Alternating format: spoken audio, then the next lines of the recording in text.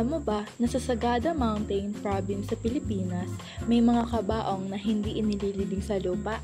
Sa halip, isinasabit ang mga ito sa mga bangin o inilalagay sa loob ng mga kuweba.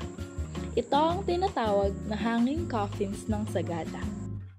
Ang tradisyong ito ay mula sa mga taga-Sagada na kabilang sa grupong Igorot. Mahigit 2,000 taon na nilang ginagawa ang ganitong klase ng paglilibing.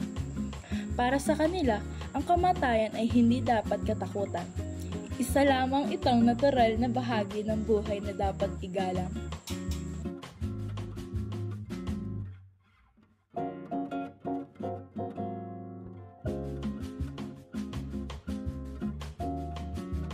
Paano nga ba ginagawa ang ritual? Pinauusukan ang katawan upang hindi agad mabulok at para mabawasan ang amoy. Pagkatapos nito, nagkakaroon ng ilang araw ng pagluluksa. Nagtitipon ang pamilya at mga kaibigan, may kinakatay din na hayop, at nagsasagawa sila ng mga ritual bilang paggalang sa namatay. Maingat nilang nililinis at inihahanda ang katawan. Inilalagay ang katawan sa loob ng kabaong.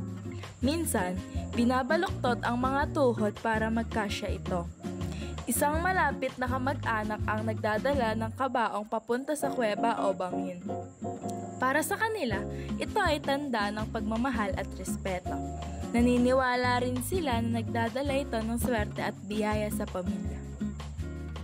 Inilalagay ang mga kabaong sa mataas na lugar dahil naniniwala silang mas malapit dito ang espiritu sa mga ninuno at sa kabilang buhay. Nakakatulong din ito para maprotektahan ang katawan laban sa mga hayop, baha at masasamang tao. Noon, mahalaga ito lalo na noong panahon ng headhunting. May makikita ring mga kahoy na upuan malapit sa ilang kabaong. Dito inuupo ang katawan at pinausukan bago ilibing. Nakakatulong ito para bumagal ang pagkasira ng katawan at para magkaroon ng mas mahabang oras ang pamilya na magpaalam. Sa kasalukuyan, unti-unti nang nawawala ang tradisyong ito. Ang huling hanging coffin burial ay nangyari noong 2010. Mas pinipili na ngayon ng maraming Kristiyano ang paglilibing upang madalaw ang puntod tuwing araw ng mga patay. Ang hanging coffins ng Sagada ay paalala ng kultura, paniniwala at respeto ng mga Igorot sa kanilang mga ninuno.